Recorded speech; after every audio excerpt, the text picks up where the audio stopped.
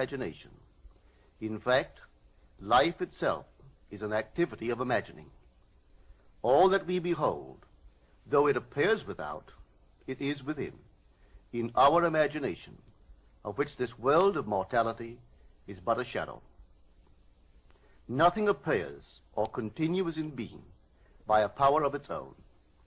Events happen because comparatively stable imaginal activities created them, and they continue in being only as long as they receive such support.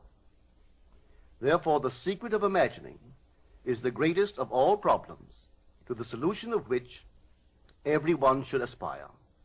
For supreme power, supreme wisdom, and supreme joy lie in the solution of this great mystery. When man solves the mystery of imagining, he will have discovered the secret of causation, and that is, imagining creates reality. Divine imagining and human imagining are not two powers at all, but one. The valid distinction which exists between them lies not in the substance with which they operate, but in the degree of intensity of the operant power itself. Acting at high tension, an imaginal act is an immediate objective fact. Keyed low, an imaginal act is realized in a time process. Human history, with its forms of governments, its revolutions, its wars, and in fact the rise and fall of nations, could be written in terms of the imaginal activities of men and women. All imaginative men and women are forever casting forth enchantments, and all passive men and women who have no powerful imaginative lives are continually passing under the spell of their power.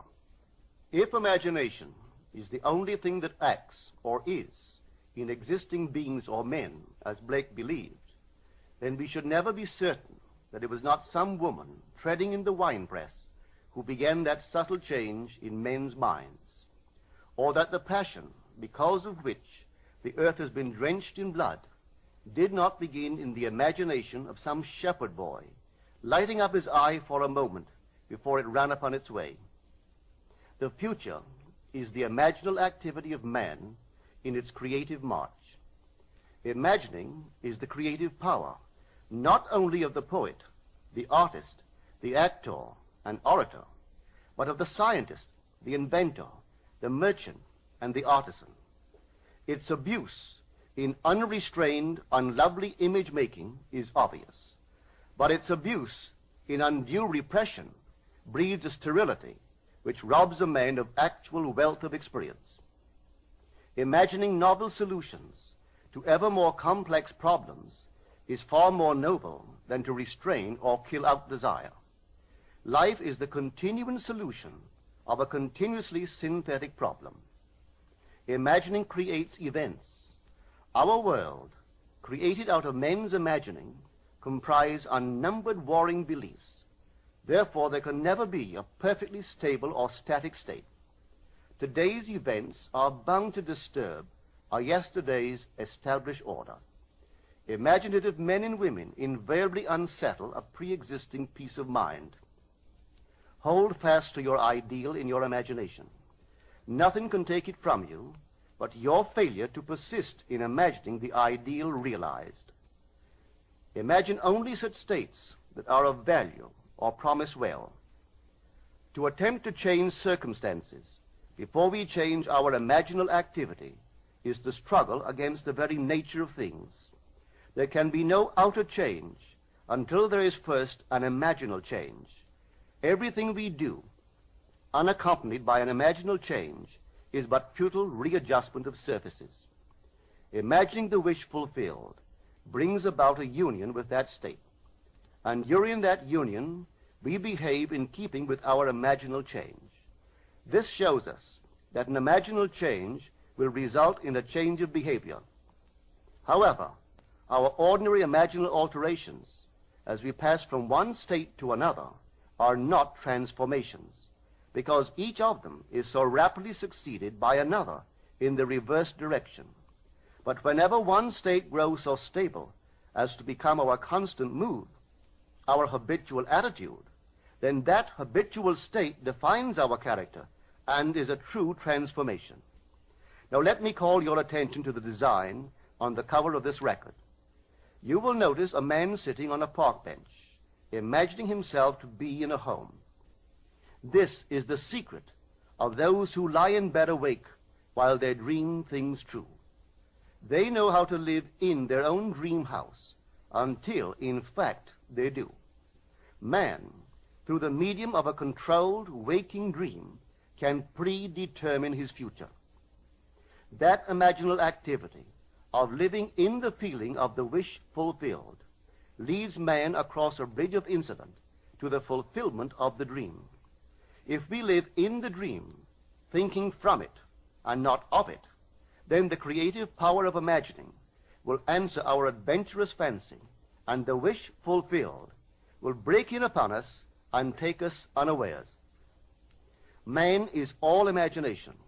Therefore, a man must be where he is in imagination, for his imagination is himself.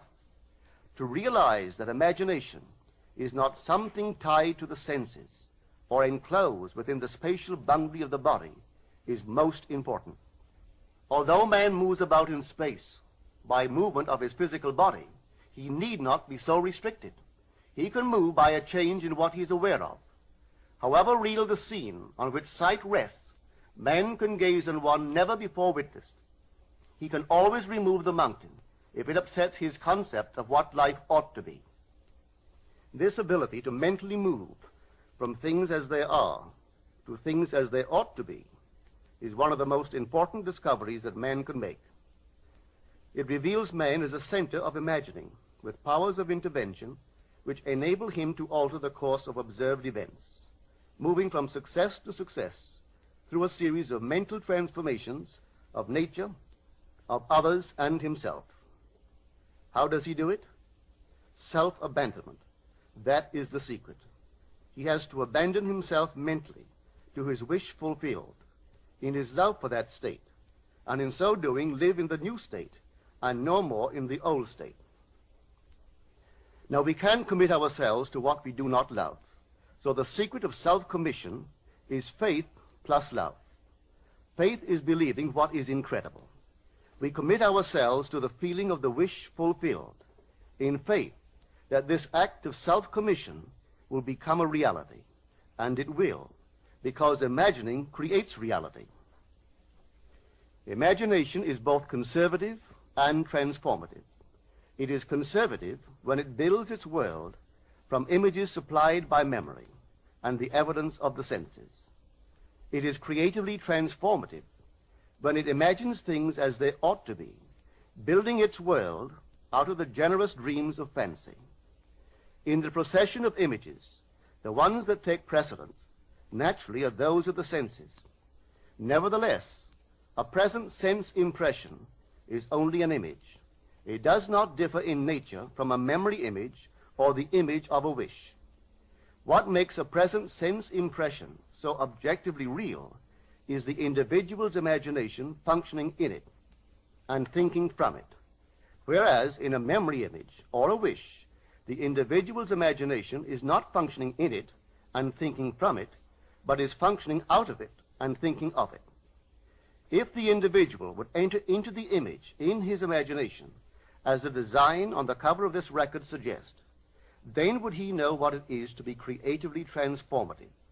Then would he realize his wish, and then he would be happy.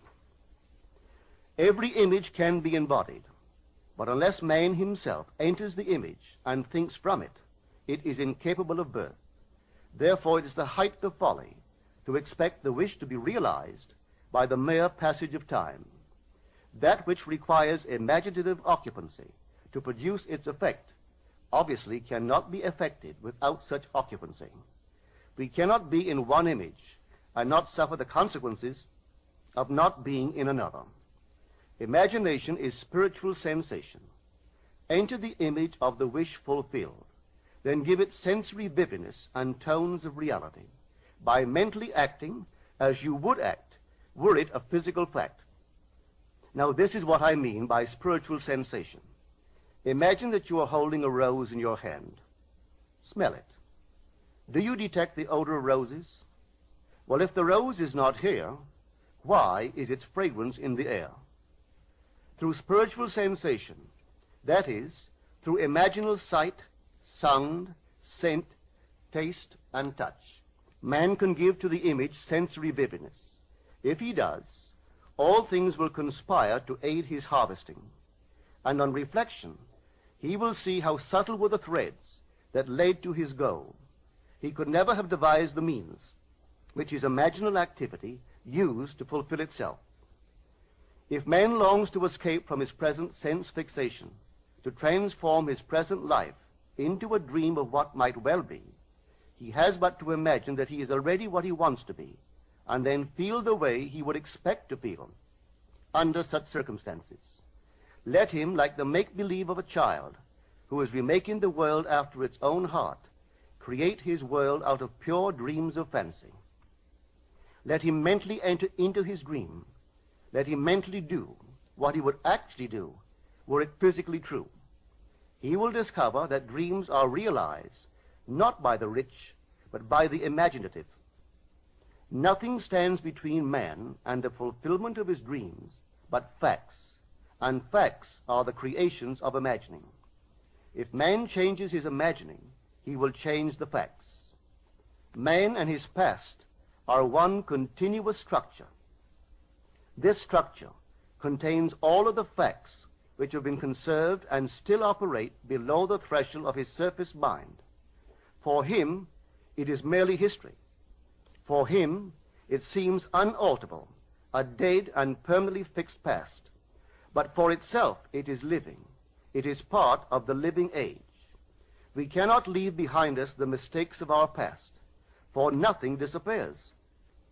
Everything that has been is still in existence. The past still exists, and it gives and still gives its results. Man must go back in memory, seek for and destroy the causes of evil, however far back they lie.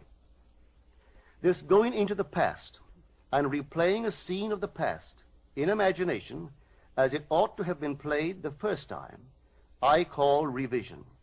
And revision results in repeal. Changing our lives means changing the past. The causes of the present evil are the unrevised scenes of the past. The past and the present form the whole structure of man. It is carrying all of its contents with it. Any alteration of content will result in an alteration in the present and future. Live nobly, so that mind can store a past well worthy of recall. Should you fail to do so, remember, the first act of correction or cure is always revise. If the past is recreated into the present, so will the revised past be recreated into the present. Or else, the promise that though your sins are like scarlet, they shall be as white as snow, is a lie. The question may arise as to how, by representing others to ourselves as better than they really were, or mentally rewriting a letter to make it conform to our wish, or by revising the scene of an accident, the interview with the employer, and so on, could change what seems to be the unalterable facts of the past. But remember my claims for imagining. Imagining creates reality. What it makes, it can unmake. It is not only conservative, building a life from images supplied by memory, it is also creatively transformative, altering a theme already in being. The parable of the unjust steward gives the answer to this question. We can alter our world by means of a certain illegal practice, by means of a falsification of the facts, that is, by means of a certain intentional alteration of that which we have experienced. And all this is done in one's own imagination. This is a form of falsehood which not only is not condemned, but is actually approved in the gospel teaching. By means of such a falsehood, a man destroys the causes of evil and acquires friends. And on the strength of this revision, proves, judging by the high praise the unjust steward received from his master, that he is deserving of confidence. Because imagining creates reality, we can carry revision to the extreme and revise a scene that would be otherwise unforgivable.